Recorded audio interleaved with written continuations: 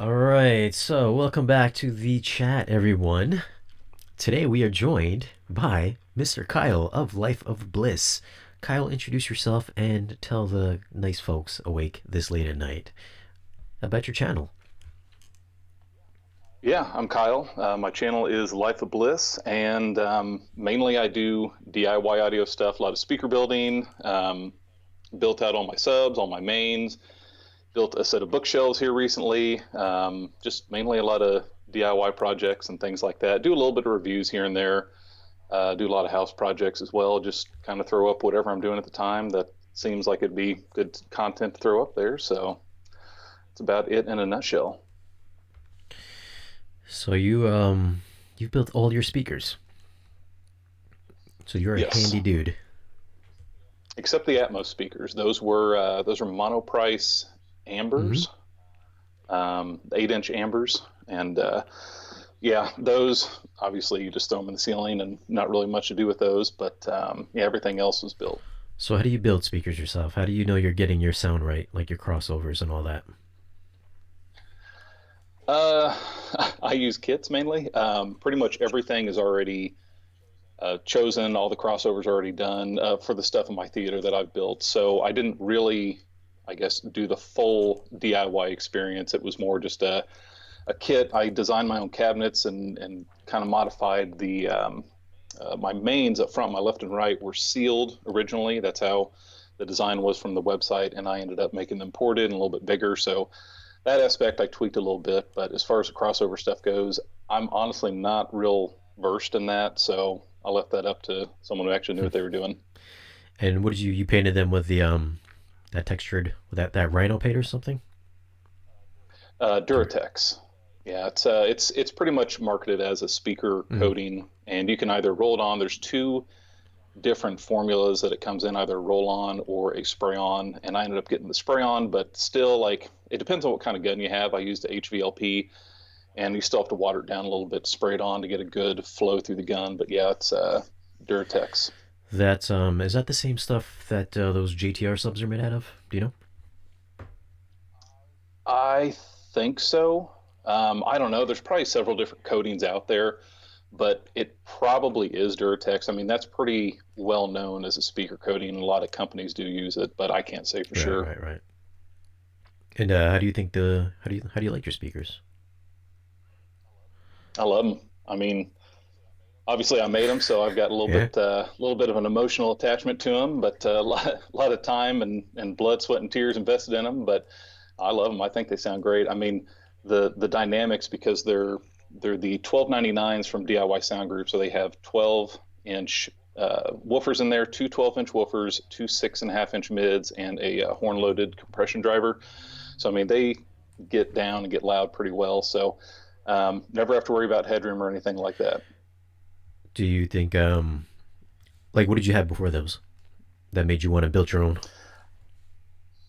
So, so my first, I haven't had a whole lot, like owned a whole lot. I've listened to friend setups and stuff in stores and things like that. But I originally, like way back when, had a Onkyo home theater in a box, and that was just crap. But I mean, hey, it had 7 channels and it was fun for a while. And then from that, I actually built the Swope towers and center. It's oh, I forgot the guy who Paul Carmody, the guy who designed them. But anyways, those were full size towers, and I went from the Onkyo stereo in a box to building those towers and center channel and using those for several years. And then I actually bought the Polk LSIM 707 Mm-hmm. set from Adorama whenever all that stuff was super cheap. So I had those running for a little bit, but they were okay. I actually preferred the sound of the Swopes over those Polks, and so I ended up selling the Polks. And when I sold those, I took that money and invested it in the DIY Sound Group stuff they have now. Right, right, right, right. But now you're running those off of the OSD amps, am I correct? Not yet. So the OSD amp is actually still all in pieces down there on the floor. I've got to put that back together here from my most recent video. But I'm running them off of Emotiva XPA DR3 for the front three, and then the XPA 7 for the other. I've only got a 5.1 surround system, so there's the two rear surrounds and then the two Atmos speakers, and then I've also got a couple speakers in my bar back here that's running off the XPA 7. And you got that. That thing's a monster. Yeah, that's pretty rowdy, man. It's I can barely lift it myself, and I'm a pretty decent sized guy, and yeah, it's 234 pounds. There's not a whole lot of grip that those handles have on the side, so it's pretty tough to move around. I've got it on carpet sliders, and I can push it around pretty easily, but that's about the way you got to do it if you're going to be moving it by yourself. So what is that? That's 11 channels. Is it all equal wattage through all every single? Yeah. Yep. 11 channels, 380 watts per channel at 8 ohms, 600 watts per channel at 4 ohms. Wow. So, and suppose I've talked to the guys at OSD, and they said that's continuous over all channels. It does have two separate plugins, wall plugins that need to be ran off of two dedicated 20 amp lines to be able to get full power. Hmm. So, I mean, it's definitely pulling in some juice to be able to output that power, but unfortunately, I don't have any equipment to be able to test that sort of thing. Do you have dedicated 20 amp lines in your theater now? I do. I have two in my equipment closet, and also a 220 dedicated 220 for my subwoofer Oh, amp. what? Oh, that's right. You got how many subs you got in there? Right now, I've got three of the Stereo Integrity SI 24s, or excuse me, HS 24s. So three 24-inch subs. Two of them are in the front of the room, and I've got one in the back corner currently. I'm planning on probably adding some more over the summer. Crazy. This, like I said, man, this amp is crazy. Hold on, this amp is still crazy. Yeah, Is this a that amp's is this going nutty. to be a keeper or is it just a review unit? It's just a review unit. I'm planning on sending it back to him, but I don't know. We'll see what happens Hmm. with it. You So this is basically because I saw you tore it apart. How are those Yeah, toroids in there? Have you seen them?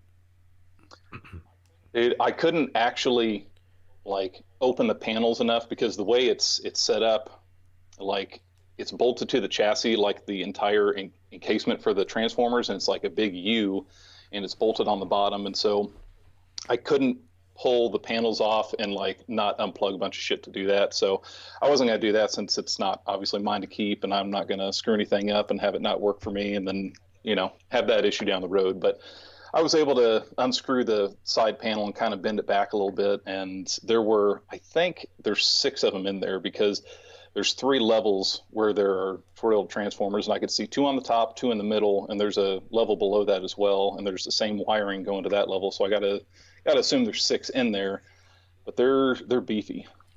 Here's a question for you from Mr. Starscape SG1.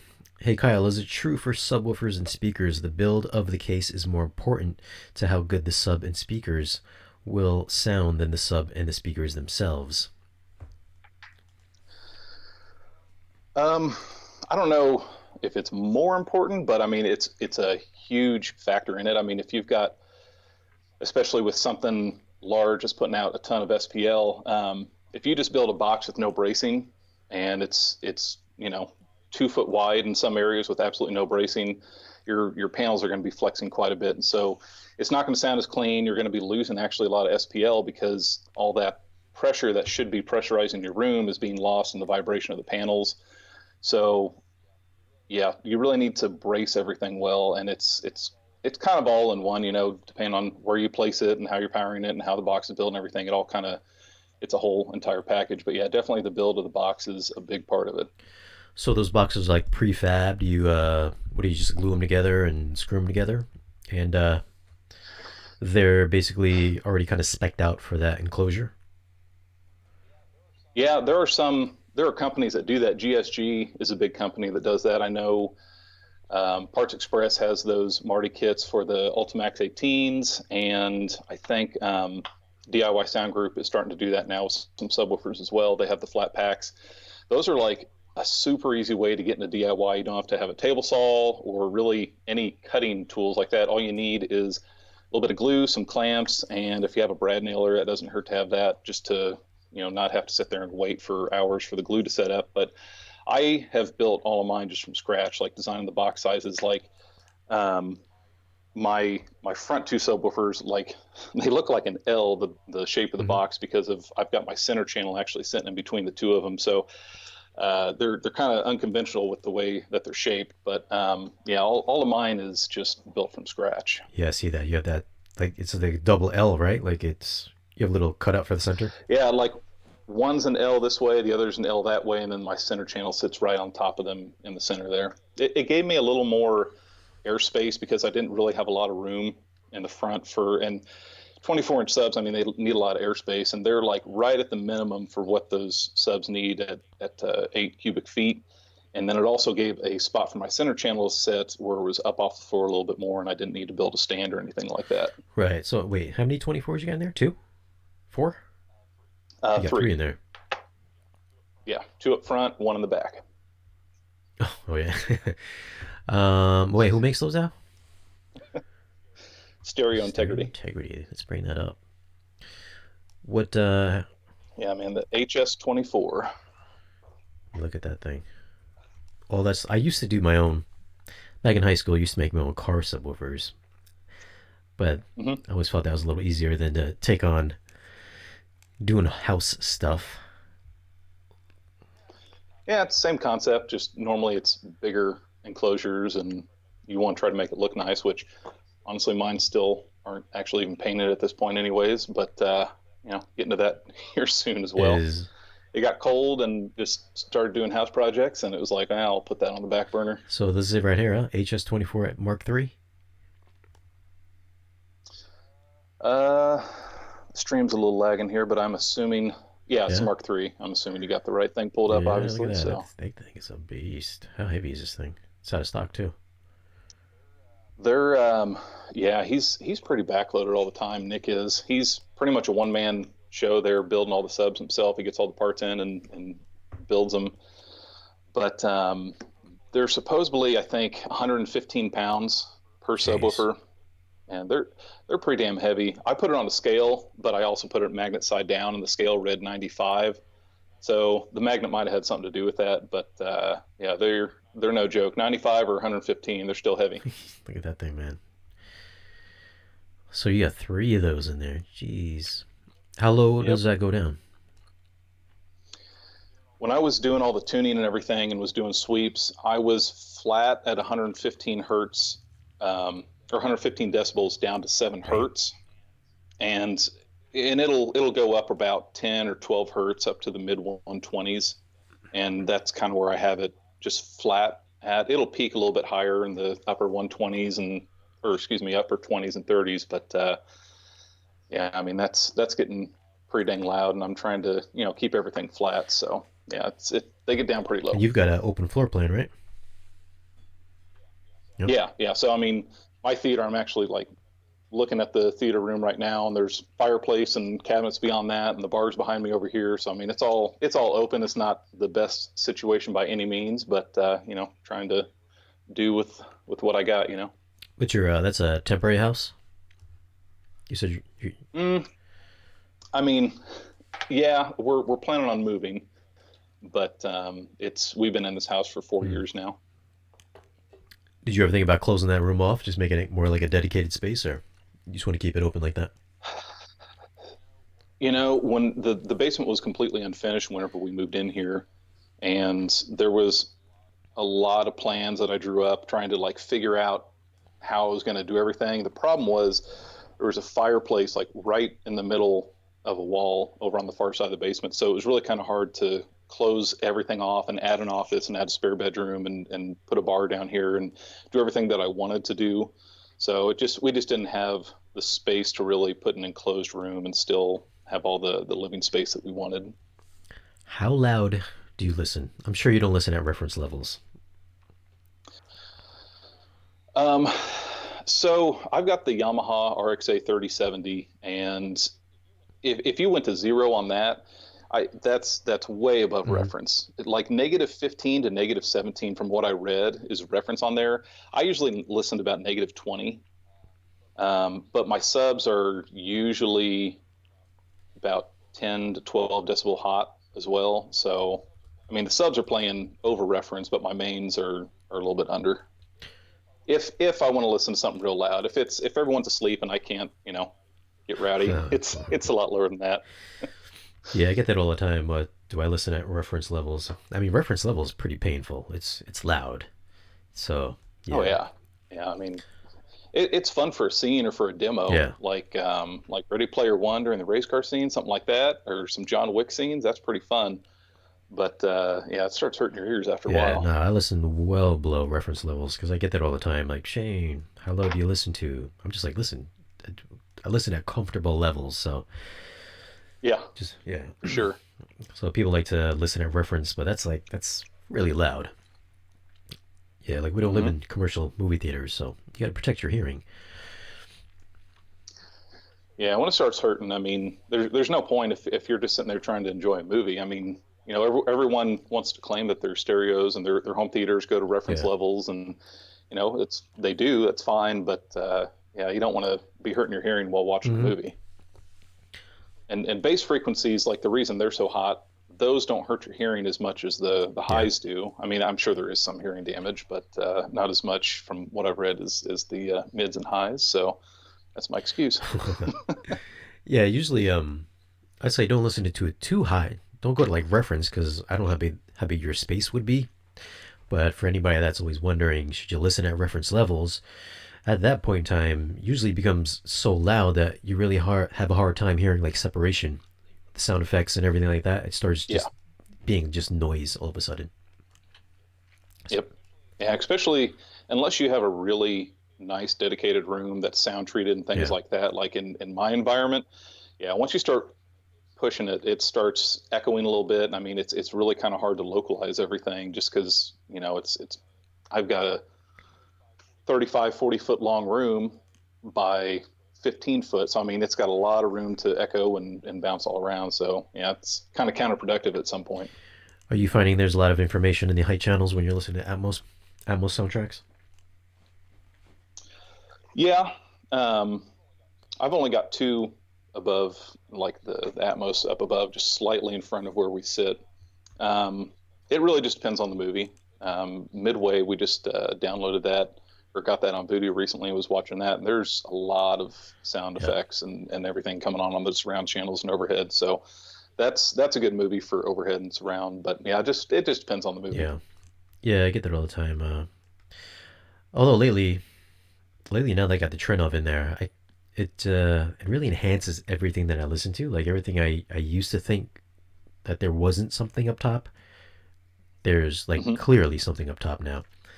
So it's kind of weird because sometimes I'll do these reviews, and after I'm done shooting them, I'll go and read some of the professional reviews from like these websites, and Hmm.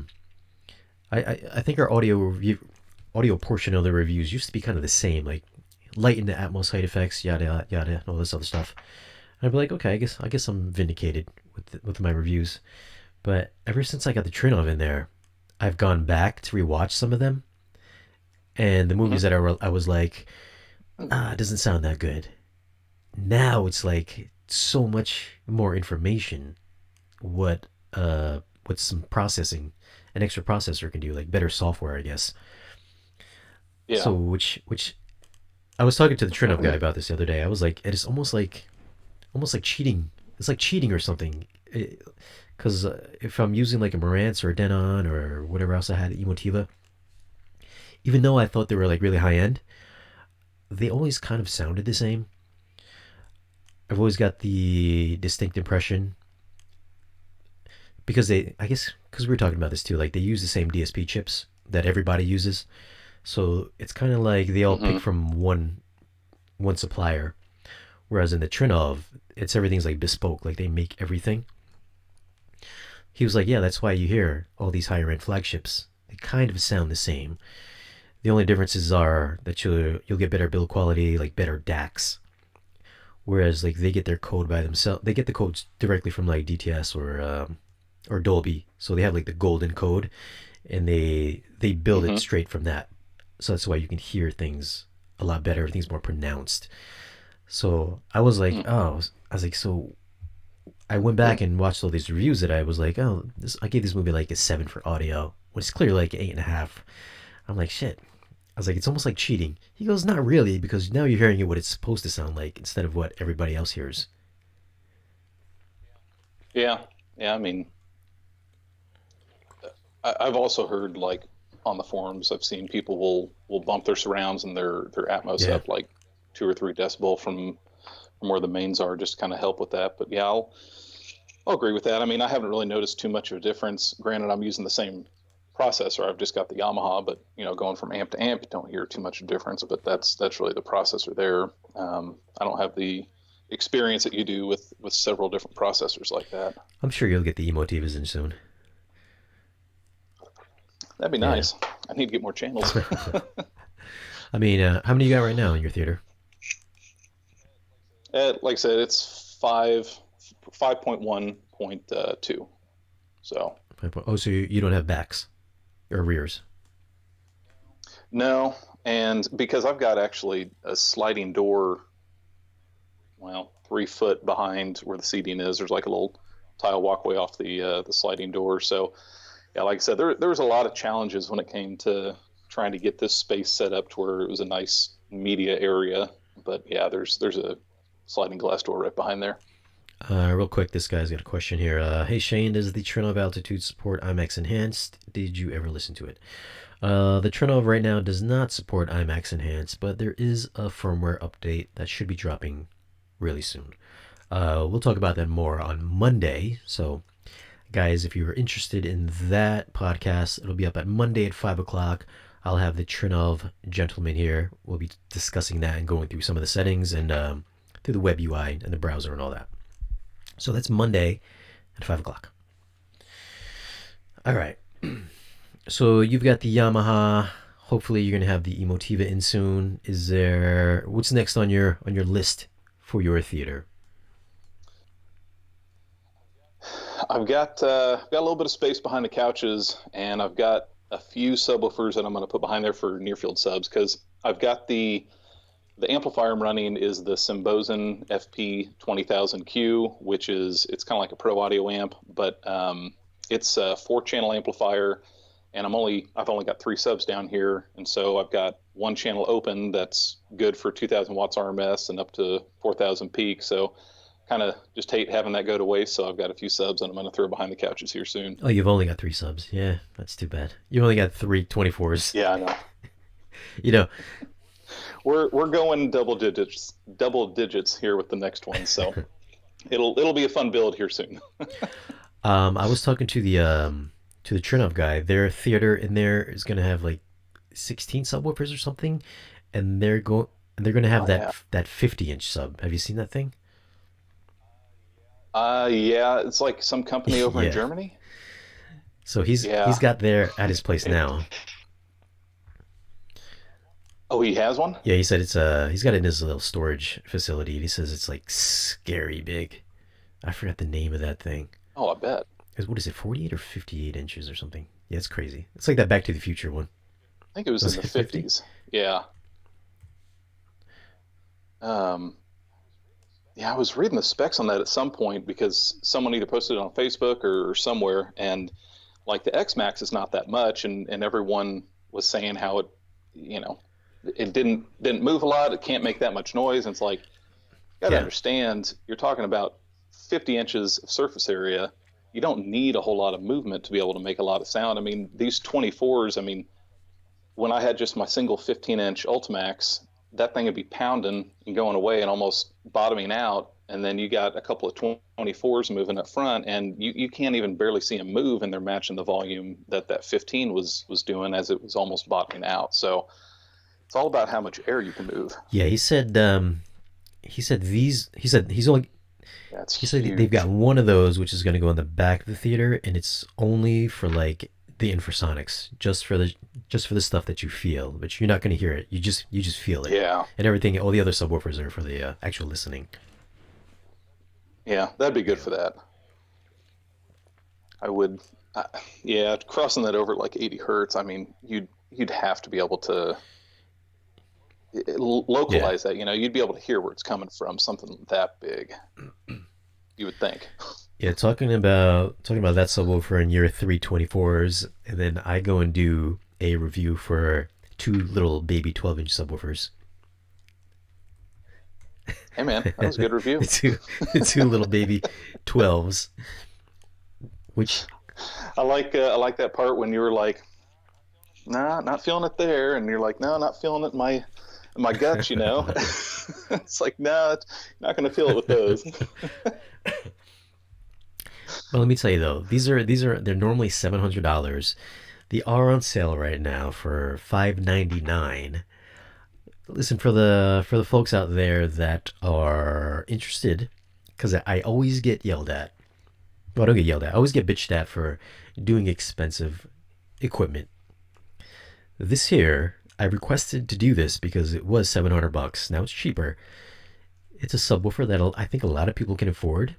It's very musical sub because REL does have a history of being very musical.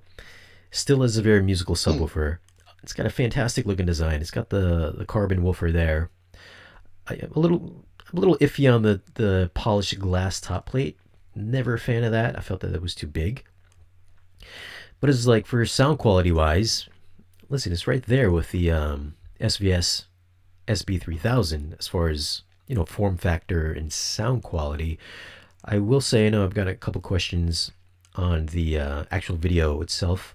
I normally don't like to do the comparisons, like answer questions in the comment section because I feel like it's a little bit disrespectful. I think if somebody asks me if a subwoofer sounds better than the one I'm reviewing, and I'm like, listen, this is better than this one. But I do think this sounds a little bit tighter than the SB3000 because I think that's probably the most comparable in the SVS lineup, and that's the question that has been kind of bouncing around the comment section. And I do think it's a bit tighter, more musical, more tactile than the 3000. But also the 3000, if you're using it strictly for home theater, I would go with the 3000 because I feel that it does reach a little bit lower than the 1205s do together. So as strictly a home theater sub, I would go 3000. If it's more of a dual purpose, I would go with the REL. Or if you just don't really mind missing that little bit of low end, I would go with the dual 1205s because it's a little more nuanced than the SVSs are. The SVSs always seem to be a little heavier on the lower end than most subwoofers in their price range, which they're great for home theater. But but as like an overall, I would have to give it to the REL subwoofers, and it's only $599. Yeah, it's not a terrible Yeah. price for those. The OSD 12-inch that I got in now, it's got the 12-inch driver and then two passive radiators on there. It's $699, and they got a coupon code out right now that'll bring it down to same $599 or Mm. right around there, $600. So that's not Yeah. a bad price. And REL is a little bit more known than OSD as well. I mean, they probably got a little more reputation behind them than OSD from what I've seen. So yeah, not a bad Yeah, price on they're a little bougie, REL. them. Kind of a bougie brand. Yeah, yeah.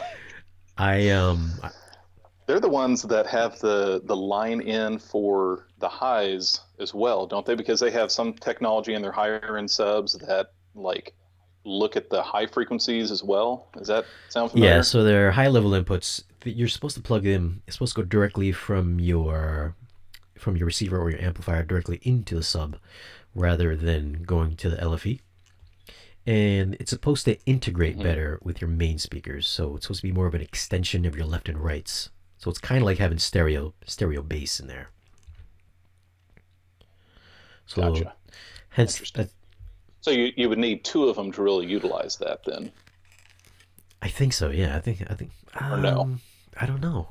That's a good question. Oh, actually no. I think you have to split them off. I think you split them off between the two, and then it Okay. goes into yeah, it goes into the Yeah. one.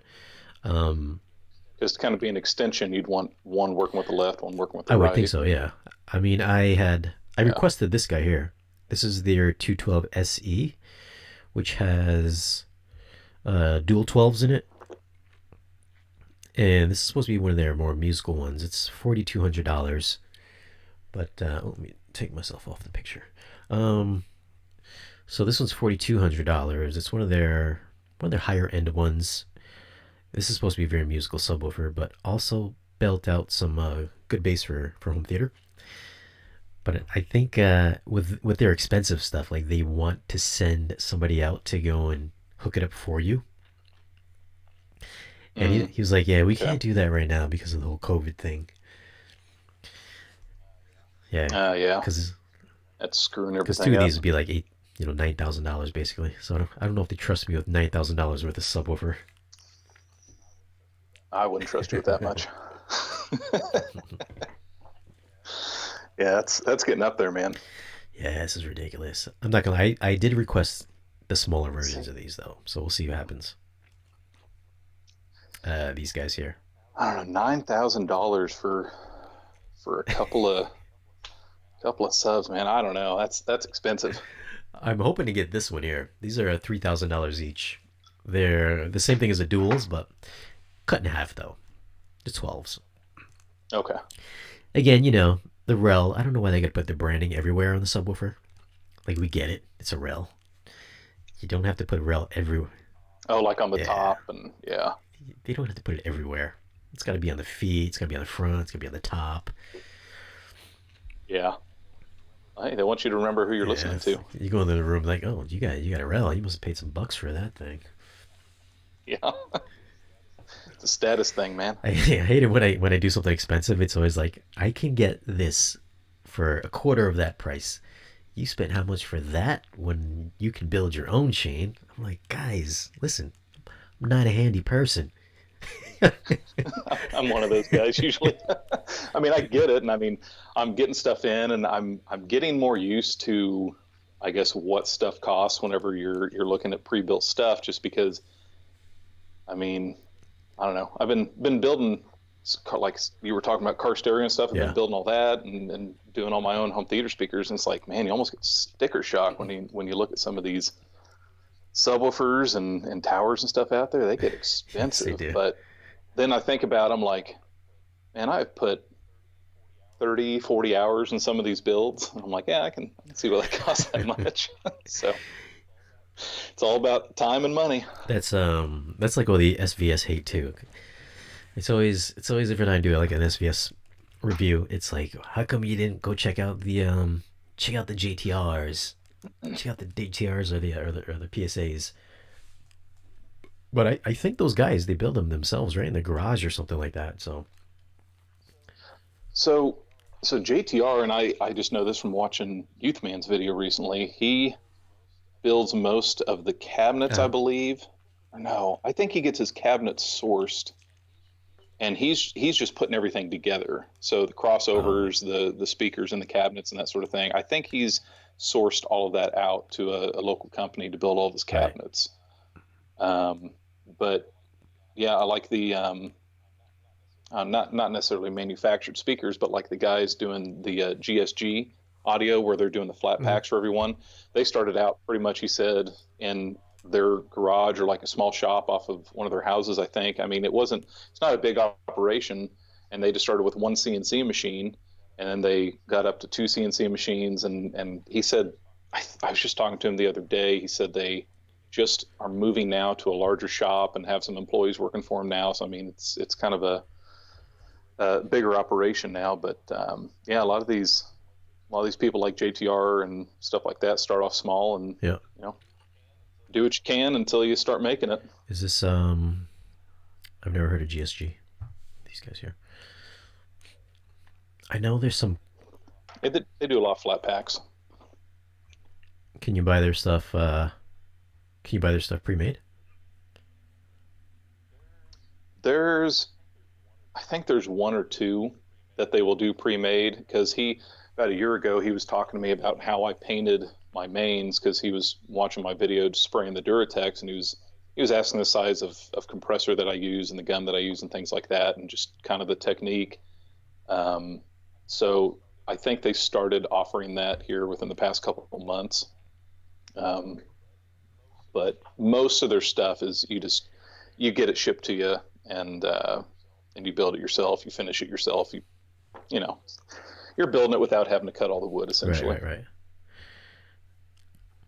Yeah, I want to try. I would want to have some kind of a nice finish. I knew I wouldn't be able to paint it nicely. The finish works. I think that's Yeah, the hardest part. I mean that takes the most time. Building the box really doesn't take that long. I mean, if you're good with table saw and know the exact dimensions that you need and throw your cuts through and glue it and screw it up, I mean it's you can do it in like a day, day and a half. But the yeah, finishing part, that's when you got to start sanding everything smooth and you know working on painting it and possibly sanding it afterwards. And yeah, it's a process. yeah. See, I'd want to like smooth over the corners, like make at least like curve over the corners. You know what I mean? Mm-hmm. Instead of just making it look like I built it myself. Yep. Yeah. That's I mean, I would do something if I had the tools to do that. What is like a router? Is that what it's called? A router? Yeah. Mm-hmm. Yeah, you gotta have a router to normally do the circles. Like if you were actually building a cabinet, a circle jig and a router to do the circles real smooth. Especially if you're flush mounting something, you want it to look nice, and you can't just use a jigsaw cutting around something. And the router will also round over all your edges.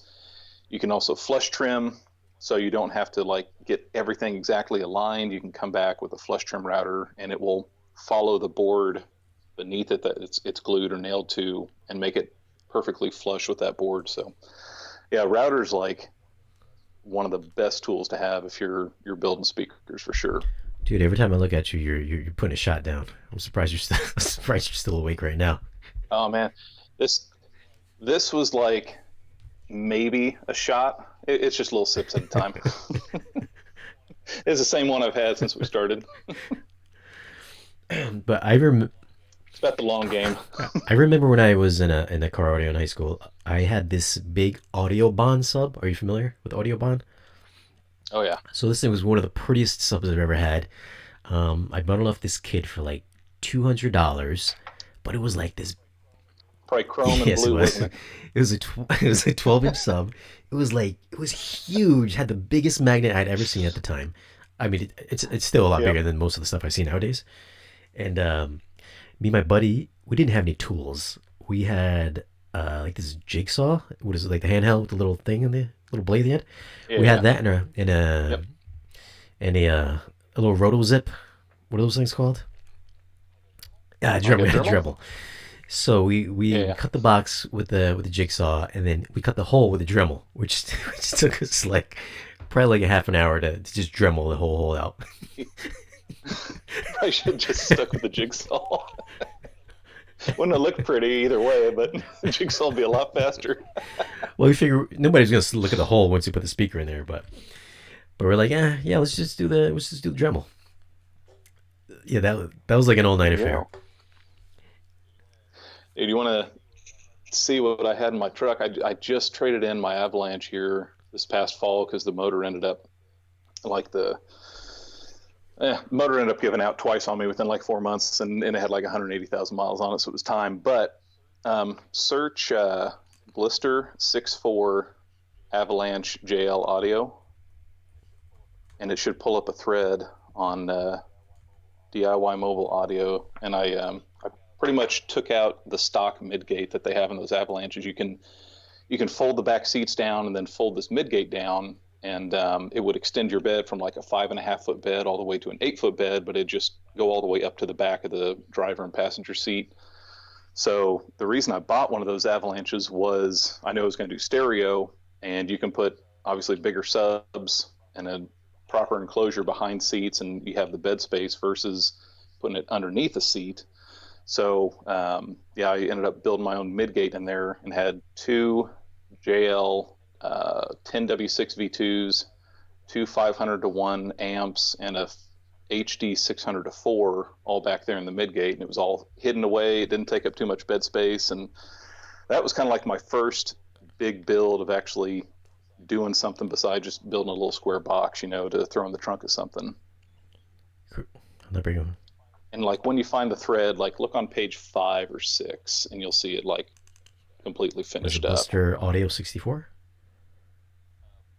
Uh, should just be Blister 6.4. Blister 64. Dude, I'm getting like JL. golden eye. If if you can't find it, it's not a big deal, but I'll show you later. So those are JL subs then.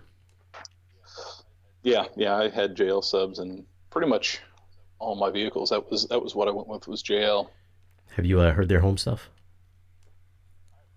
No. I have not.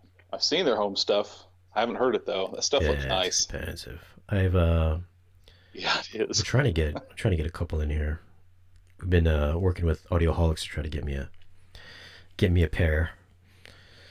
Um, Get you a couple of the Gothams, the 13 well, inchers. not the guy. I don't think they're gonna trust me with those guys. Just a couple of the single 13s there, the little seal jobbies. I wouldn't mind getting the Yeah. Gothams. Those I've heard that at a hi-fi shop over here in Connecticut, and Hmm. beast. So they're like, I feel like they're made out of steel or something. Like they're so nicely made.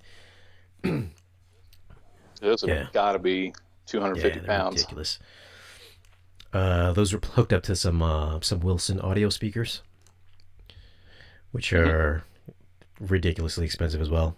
He had to like, he was like, "Hey, just sit down. I'll tune them into your ears." And he took out this big Allen wrench and he had to like aim the speaker with an Allen wrench. Like it's almost like mechanical.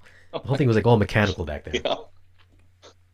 There, That's to me that's getting to be a bit too dude, much. there was I don't know how many speaker outputs were on the back of that, how many bananas, but they were not like regular plastic ones. They were like silver or something like that. But there was like an array of a bunch of them. Like you could to different crossovers or something like that. I wasn't even sure what I was looking at, but he's like, "Oh, it's just the crossover network." I was like, "Okay." I was like, "This is too much for my blood." And those really thin, long ribbon speaker cables, Yeah. crazy. Like I can never ever afford something like that. But No, it gets pretty ridiculous yeah, pretty fast as far as pricing and stuff goes on stuff like yeah, the that. high end stuff drives me a little nutty. That's why I don't go to those. Yeah. You go to those hi-fi shows? No, dude, I'm in Wichita. There's nothing around here. There'd probably be some stuff in Kansas City, but I haven't seen any or heard of any recently. So Quick question here, Shane. When are you going to review the GoldenEye Super Sub XXL? I don't know if I'm gonna review that anytime soon. Right now, I know Golden Ear. I don't think they're lending their stuff out right now because of the whole COVID thing. So if I was gonna get it, I have to borrow it from Value Electronics, and I hate borrowing stuff from those guys because they have to open it up. Well, I have to open it up, and then if I return it, then they have to resell it. So I feel kind of bad doing that kind of thing. But I don't think I'm gonna be doing the XXL anytime soon. Although I did do the XL, and for the XL sub is a little tiny 8-inch sub, but that thing goes down to like 12 hertz. It's a 8-inch sub with dual 10-inch passive radiators. One of the hmm, best little tiny subwoofers I've ever heard. Like the amount of bass that thing could kick out was insane. those passive radiators Yeah. definitely help. Let me bring that up real quick. That's why I was looking at the I was looking at a one REL for 3 grand, and I think it's got a 12 and another 12-inch passive radiator. So I'm expecting some pretty good output from that. Hopefully, I can get it in here. But this is the Golden Ear. I just felt a little like when I had it. I just felt like it was made out of plastic or something like that. Didn't feel like it was super high quality. The Golden Ear. Yeah, yeah. I've heard of them, but yeah, I Oh, sent you. It's unfortunately a photo with the banner across it, but I ended up finding a picture of it. let's see. Oh wait, that's the stream. Wait, what am I looking at here? Oh, that's Skype. Did you send me a picture? On on Facebook. Facebook. Yeah. Photo bucket. What are those W7s? 10W6 V2s. W6s. Too rich for me. I could never afford those when I was a kid either. Dude, I had to buy one. I bought one new because it came like my car before that. It came in a nice enclosure. I was like, I'll just go ahead and buy the enclosure with it. It wasn't that much more expensive. And then when I got my truck, I ended up buying the second one used, the amp used, both amps used. So yeah, it was. I mean, you piece it together just like home theater, Mm-hmm. right? I love car. Well, usually every time I get a new car, I usually put an audio system in there. But I drive a Mini Cooper now, and you can't put anything in a Mini Cooper. I couldn't fit in a Mini Cooper. Dude, I bought it because the gas mileage is so good on a Mini Cooper. Yeah. I must spend. Well, I haven't spent. I spent like maybe like $10 in the past month since I haven't left the house. But typically it's about $30 a month for gas. Yeah. Yeah, ain't bad at all. But yeah, these are the golden ears though.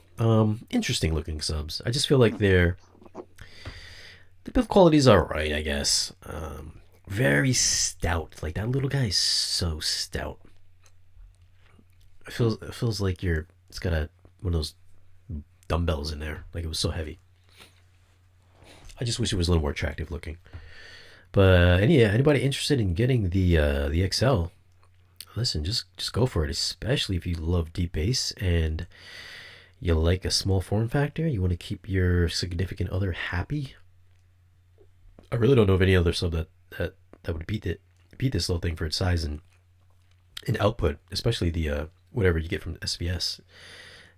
And it's unfortunate because SVS has all that big marketing money, so they can advertise to YouTubers and stuff like that. And Golden Ear just doesn't. It's more like word of mouth from like dealers and everything.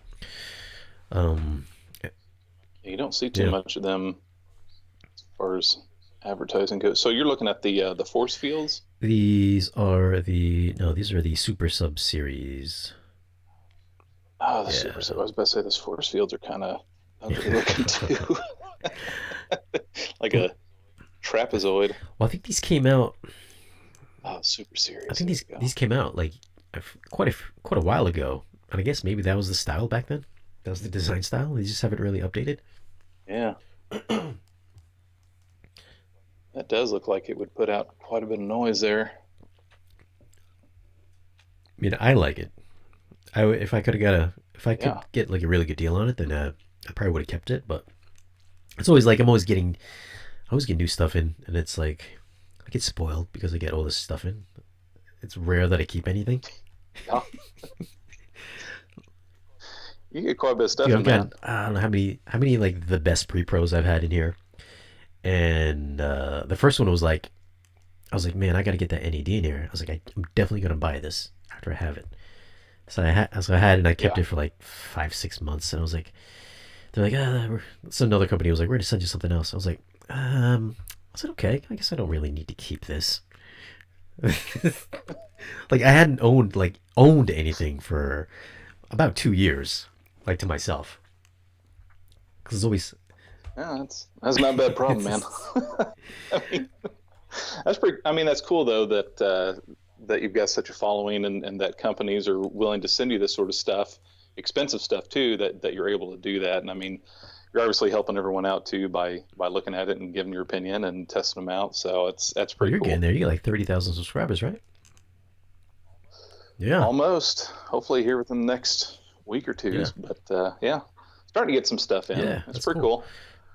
Obviously that big ass amp I got now, that's probably the coolest thing that I've gotten so far, which and probably the most expensive thing. But yeah, Emotivas sent a few things to me, and I ended up buying those because I had an Emotiva, an LPA one or LP something or Yeah. other. Anyways, um, had one, and then one of the channels ended up dying on me, and I bought it used from a friend. It was way out of the warranty, obviously. So I was kind of itching to get some more external amplification, and that's when I started working with them actually. So the XP A7 is mine, and probably the DR3 is going to be mine too. I'm probably going to purchase that after the time comes. But yeah, they're good amps. I like Emotiva. So there's a pretty good chance you're gonna get that RMC in there.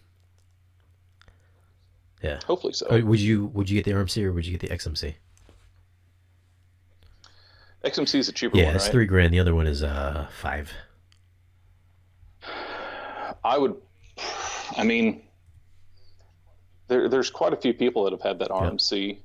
Um, I would probably do the cheaper one, XMC, just because I don't have as many channels to work with. I'm actually with this X11 amplifier from OSD. I'm actually going to bring my swope towers out and probably either put them as side or back surrounds, and then just have some wires going across carpet and move my wall surrounds down and just rearrange everything to a 7.1.2 setup, so at least I can utilize some more channels.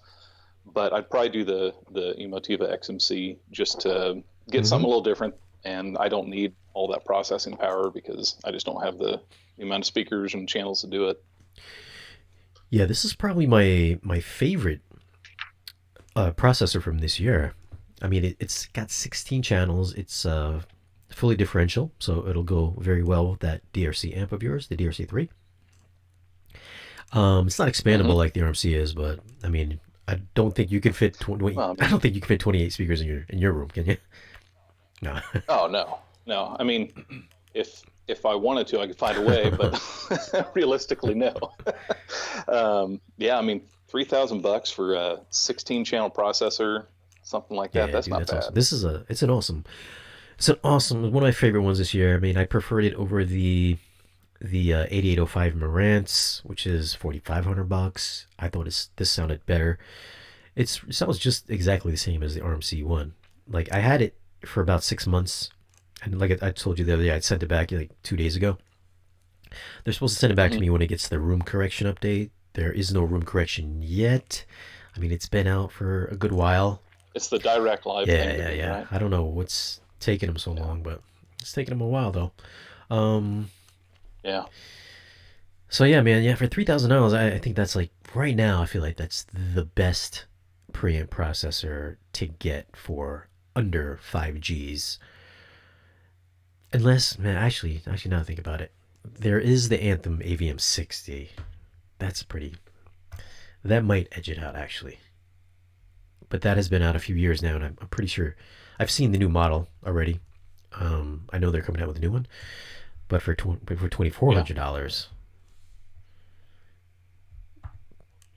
it's a a little little cheaper. cheaper, AVM but it's a little 60. cheaper. But I know there's a successor coming. Like I've seen the leaked photos, so it's definitely coming. So I would probably not get that then. How much is that Trinov that you got? Isn't that like 15 or something outrageous like No, no, that? no, that wasn't that much. It was like 17.7. Yeah, that's quite a bit. It's like, wait, what do you mean not that much? That's the cheap winner. That's the cheap winner, right? Yeah, that's right. There's a $35,000 one in there, or 25. Yeah, they're way up there. But can you with the Emotiva, can you specify each channel whether you want to be? I mean, you could run like 16 subs off that Trinove, right? Yeah. Versus like the Emotiva, you can't do that, No, can you you? can't do that, unfortunately. I don't Yeah. not on the XMC2. I did ask them about the RMC one with the channel expansion. I think they're going Hmm. to let you do that on the RMC one. Not 100% certain, but he was kind of alluding to the fact that you could be able to do that. You can kind of customize all your Yeah. channels, Yeah, yeah, yeah. which I mean, if you've got a processor like that, I mean, that's smart for them to be Yeah. able to do. I mean, give people the option because there's so many variations in systems that Yeah. people can have. So, I mean, that would be. I mean, I really wanted to keep that RMC one because in my brain I was like, dude, I'm gonna max this thing out. Like, I go into my little theater. I'm yeah, like, there's no way I could barely fit 11 speakers in here. yeah, yeah. I didn't think I was going to be getting the size speakers that I got down here either. And I mean, I almost put 4 overhead Atmos down here, but it got to the point where I was like, I really don't think I'm going to be able to hear that channel separation Yeah. because with where my rear surrounds are and how short everything is with the seating compared to the rear surrounds and the Atmos, I was like, I'm just going to put 2 overhead because it's just going to get Yeah. all muffled together then at that point and muddied up. So, sometimes being a little more simple is going to Hmm. be better in the long run. I actually got rid of my second row this week because I felt like I was just crowded in the room. So I got rid of my Yeah. second row and I dropped my back speakers down to ear level, so they're exact same height as the front speakers. And then I think I'm gonna Hmm. do the same for my sides. But now it's like when you walk in there, everything's like at chest height, so it looks a little weird, but it sounds so like Yeah. so much better. But I mean, you're sitting Yeah, down though, so like it sounds way better though. don't care about it when you're watching.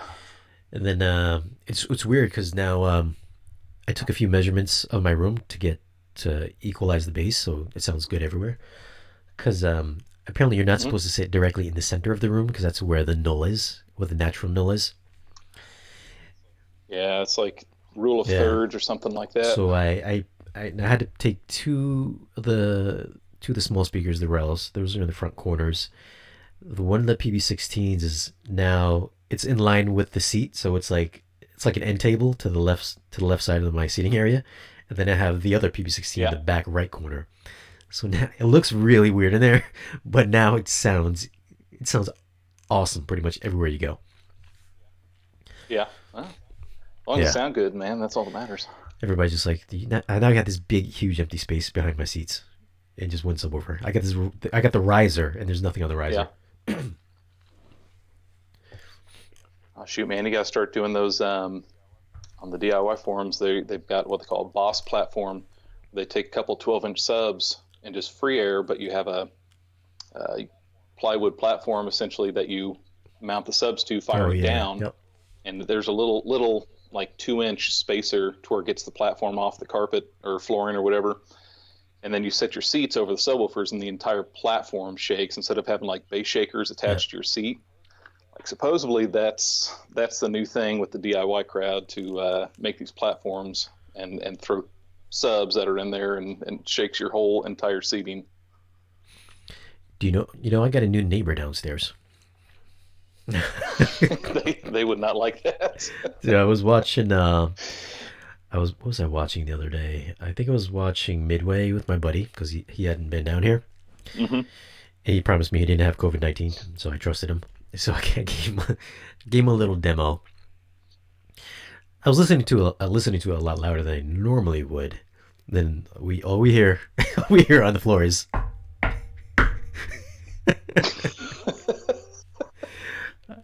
oh That's when you god, know. dude, that's the first time I've been here for like the 4 years. This is the first time I've ever gotten a complaint. Yeah, But then I see her the next day outside, and she gives me a nice little smile, just like, "Hi, how are you?" I'm like, well, "It's okay, it's good okay." Well, that's a as long as you're still yeah. nice She's to so you. nice and say nothing. So and I gotta wait till she like leaves the house or she goes to work. I was like, did she Yeah, leave yet? I gotta freaking really do your turn on my demos. Nest Cam. Wait till 8 in the morning. Did she leave? Yeah, dude, I've had friends over before, and we get to drinking down here and stuff like that, and it's like, oh yeah, here you should listen to this song. This is really nice, and it's like Yeah. 1 in the morning, and my neighbors, I've actually called all of them like the next day, or I even have tested it during the day, and I'm like, hey, I'm gonna crank this pretty loud. Like, let me know if you can hear this. I mean, we live in a neighborhood and stuff, but there's someone kind of directly behind us. They're not real close, but I mean, we can talk to each other on our decks essentially. Um, but they can't hear anything, so I don't really worry about them. But yeah, when the wife's asleep and I start cranking stuff a little too loud or watching a movie a little too loud, it's not 30 seconds and like my phone's ringing. She's like, "It's too loud. Turn it down. I can hear it. The bed's shaking." So it's like, okay, Yeah, man, I can only imagine what those 24 sound like. it's yeah, it's an experience, man. Like no sub I've heard or system I've heard. There's one other system I heard that had 818s, and that was a couple years ago. A guy in Kansas City has 8 Ultimax 18s, and he's got like this like just array of them underneath his projector screen. He's got 5 of them there, and then 3 directly behind each seat. And that was the turning point for me, where I'm like, okay, I got to go big, because this is what I want. Like, I want to feel my eyeballs shaking in my head whenever, explosions are happening and stuff like that. So that was kind of my goal. But the low stuff, the infrasonic stuff, that's where these things just destroy anything else, because they're just moving so much air. But yeah, it's pretty fun. That's I would probably build one just for that low stuff. Because I could see myself building like a 24, maybe putting it back there, maybe covering it with carpet or something like that. And then, because with the Trinnov, I could cross it over from. I mean, I guess you can do that with any subwoofer, but you can cross it over where I can maybe just start at like 20 hertz on down. Then my other subs would just take over from everything on above, and then cross the speakers over from there. So I could probably see myself doing something like that. Obviously, I'd rather just buy a 24-inch that's already pre-made.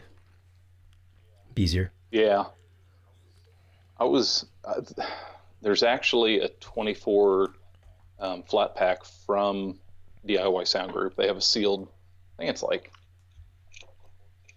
14 cubic foot or 12 cubic foot, something like that. But yeah, sealed flat pack from them that you can buy. So I'll expect to see that on your channel here at some point this summer. If I I don't even know anybody that's handy that has a garage that I could do that stuff in. Like, I would have to do it in my kitchen, and then like spray paint it. Yeah. Well, I couldn't even spray paint it outside because I probably wouldn't be able to get it out of the door. Well, shoot, you throw a few drop cloths down, you can roll that Durtex on there. That'd be fine. That's not messy. It's like rolling wall paint. But all right, we're coming up on 1 hour though. Let's cut it here. We don't want everybody to get bored here. Very quiet tonight. Everybody's quiet in the stream tonight. They're probably like, "Who's this guy on Spare Change's channel?" We're good. We're gonna be quiet. We're gonna be quiet tonight. I'm not that interesting. Please ask questions. But all right, so we'll do this another time when we have maybe during the day when more people are awake. I know it's like 3:30 in the morning where we are. So yeah. So thanks, Kyle, for joining the podcast today. Just tell them where they can find you, social media, channel, all that stuff. Yeah, thank you, Shane, for having me on. It was fun. After we got all the quirks worked out, it only took an hour and a half to get all that going. But yeah, you can find me on YouTube, Life of Bliss. Like I said, mainly just do a bunch of DIY stuff, crazy speaker builds. So yeah, YouTube channel's there. Instagram is Life of Bliss. There's underscores in there to make it separate words. But yeah, just have Instagram and YouTube pretty much. But Instagram kind of, I mean, I do a little bit of family stuff on there too, but it's kind of in between builds, and you get to see a little bit more of what's going on versus just the final product when I put out a video. So. All right. Well, guys, make sure you go to his channel. I'll leave a link in the video's description if you want to go over there and just subscribe. Help him get to that 30,000 subscriber count within the next week. That would be awesome.